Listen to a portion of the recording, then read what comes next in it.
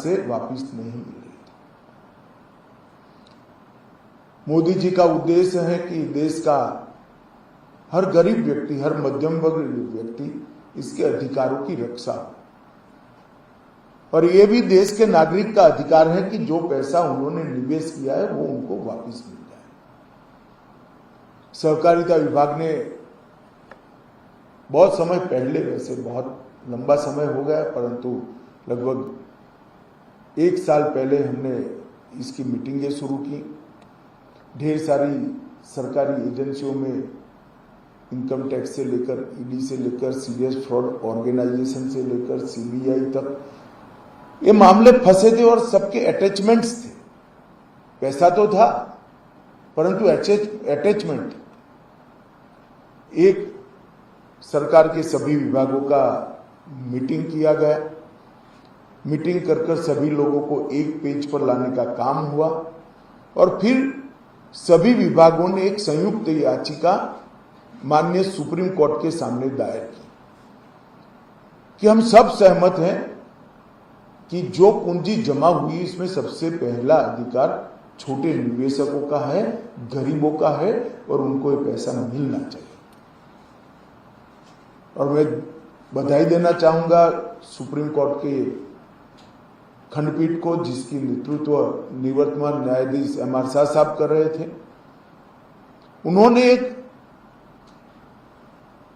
परिवर्तन लाने वाला सुप्रीम कोर्ट का फैसला दिया, जिसमें सुप्रीम कोर्ट के रिटायर्ड न्यायमूर्ति रेड्डी साहब की अध्यक्षता में एक कमेटी बनाकर पारदर्शी तरीके से ये हर नागरिक को पैसा पहुंच जाए, इसकी व्यवस्था करें। और मुझे आनंद है, मैं एक प्रकार से कहूंगा, मेरा लंबा अनुभव है, कोऑपरेटिव का भी है, सरकारों में रहने का भी है। जो कमेटी बनी है उसने, और भारत सरकार की जो एजेंसियां पेमेंट करने में लगी है, इस सभी ने एक रिकॉर्ड समय में अति प्रशंसनीय कामगिरी करते हुए इतने कम समय में आज सभी को पैसा वापस मिल रहा है। ये मेरे लिए बहुत है। चाहे डिपॉजिटरी का काम करने वाले हो, चाहे ऑडिट का काम करने वाले हो, चाहे आरबीआई हो, सभी ने इस काम को प्रायोरिटी दी। रेड्डी साहब ने भी अनेक मीटिंगें करी। सहकारिता मंत्रालय का तो दायित्व है ही, हमारे सहकारिता सचिव और विजय कुमार जी दोनों ने इस चीज को बड़े इमोशनल तरीके से लिया। तो जब 4 जुलाई को रजिस्ट्रेशन पोर्टल का शुभारंभ किया गया, रेड्डी साहब भी उपस्थित थे, तब कहा था कि 45 दिन में हम पैसा दे पाएंगे। मगर मुझे आनंद है कि 1 महीने के पहले ही आज पहली किस्त जा रही है और इसके 112 लाभार्थियों को पैसा मिल रहा है। अब तक 18 लाख लोगों ने अपना रजिस्ट्रेशन करा लिया है। इसमें से 14 लाख लोगों का रजिस्ट्रेशन वैधता भी, मान्यता भी दे दी गई है, और आज 112 लोगों को उनको बैंक अकाउंट में 10-10 हजार रुपया जमा हो रहा है। मुझे इसका हृदय से बहुत आनंद है, क्योंकि मैं बूथ से काम कर कर यहाँ तक पहुँचने वाला कार्यकर्ता हूँ। जो मेहनत करता है, जो जीवन के लिए संघर्ष करता है, उसके लिए अपने 50,000, 25,000, 1 लाख, 2 लाख रुपये का मूल्य क्या होता है वो मैं जानता हूँ। आज इन लोगों को मैं बहुत बहुत बधाई देना चाहता हूँ और कहना चाहता हूं कि नरेंद्र मोदी जी का मुख्य उद्देश्य कम से कम तकलीफ समाज के अंतिम तबके के व्यक्ति को पड़े, मध्यम वर्ग को पड़े, वो उद्देश्य की परिपूर्ति करने में आज सहकारिता विभाग को सफलता मिली है।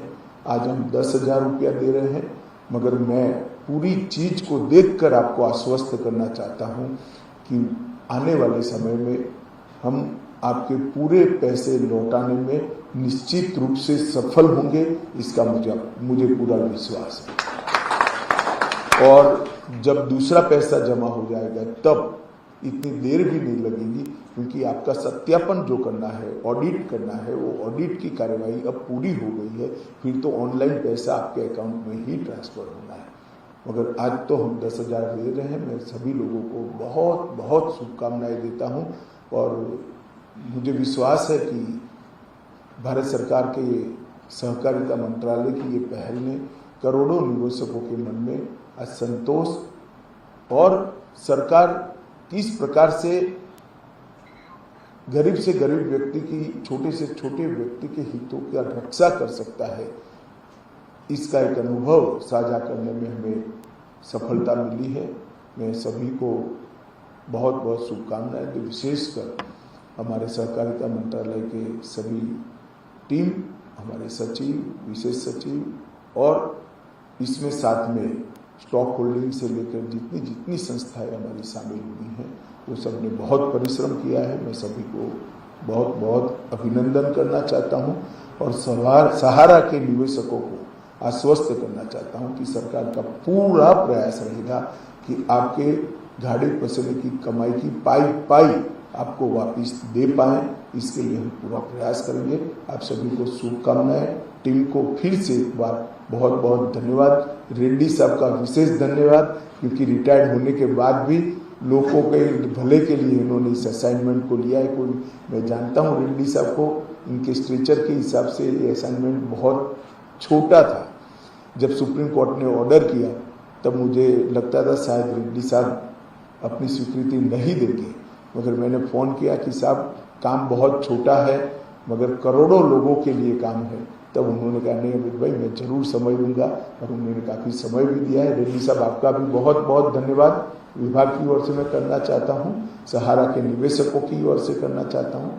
अंत में सभी का धन्यवाद कर मेरी वाणी को विराम देता हूँ। धन्यवाद।